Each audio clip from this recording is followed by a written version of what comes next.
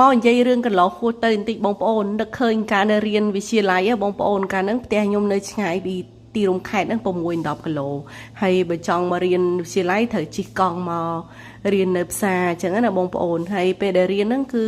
យើងរៀនជាមួយនឹងកូនអ្នកដែលនៅផ្សារដែរហើយពេលដែលគេនិយាយគ្នាអញ្ចឹងណាគេថាតោះទៅញ៉ាំភីហ្សាទៅញ៉ាំ hamburger អញ្ចឹងបងប្អូនហើយកាលហ្នឹងយើងអត់ដែលញ៉ាំទេដោយសារយើងនៅខេត្តហើយយើងក៏មិនមែនជាកូនអ្នកដែលធូរធារដែរបងប្អូនហើយយើងលើកគេនិយាយអញ្ចឹងយើងចេះតែសម័យរសជាតិថាអាភីហ្សានិង hamburger ហ្នឹងវារសជាតិអ្មេចបានជាគេនឹង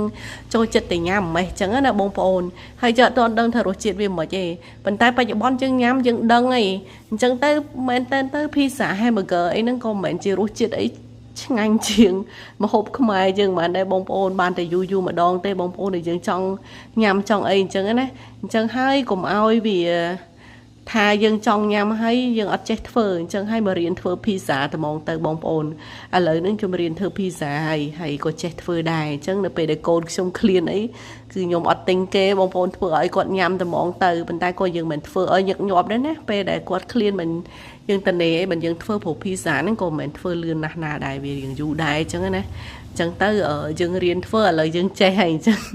ងយើងចង់ញ៉ាំពេលណាក៏បានដែរ